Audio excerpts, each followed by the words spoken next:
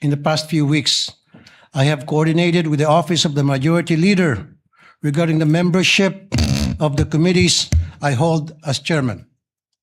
In fairness to the Majority Leader's office, they have extended all efforts to formalize the election of the members of the Committee on Public Services and Migrant Workers.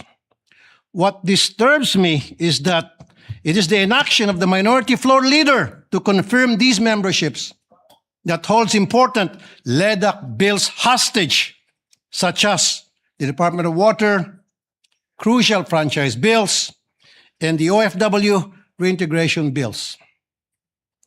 To my colleagues in the minority, maraming salamat po for your confirming your intent to join my committee.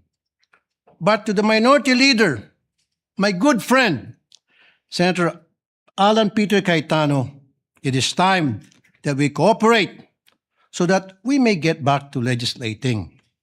If you have time to go on FB Live, maybe you have time to confirm or give the go signal to your minority members. Kasi Mr. President, pabalik-balik na po yung staff ko sa office ni Senator Peter Alan Cayetano para kumuha raw ng go signal nang sa gayon yung kanyang mga members ay ma-elect na sa committee ko.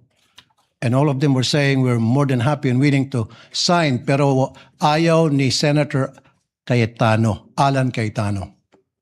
I don't know anong dahilan niya, bakit niya hino-hostage yung pagiging members ng kanyang mga kasamahan sa committee ko.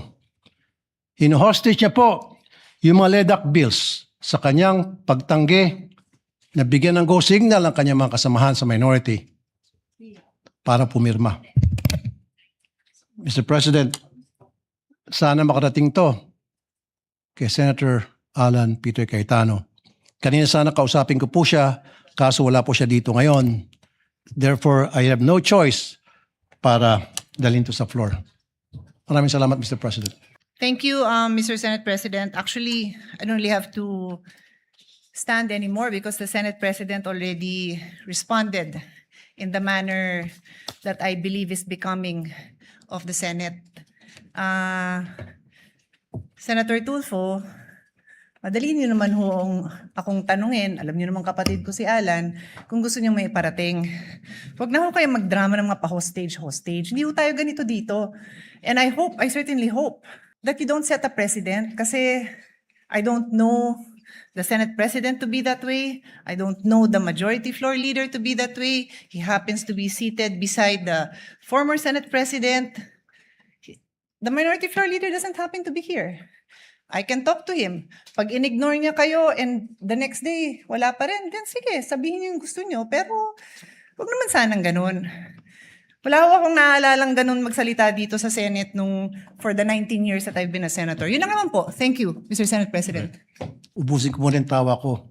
Never po ako nagdrama dito. Simula nung ako'y maging senador, never ever po ako nagdrama rito. Halugugin niyo po yung mga post sa social media. Never niyo ako nakita nagdrama. O ginamit to para mag-grandstanding. Alam niyo po yan. Alam na lahat ng tao rito. Sino ang nagdadrama? Tumingin muna kayo sa salamin bago kayo magsalita. Salamat po.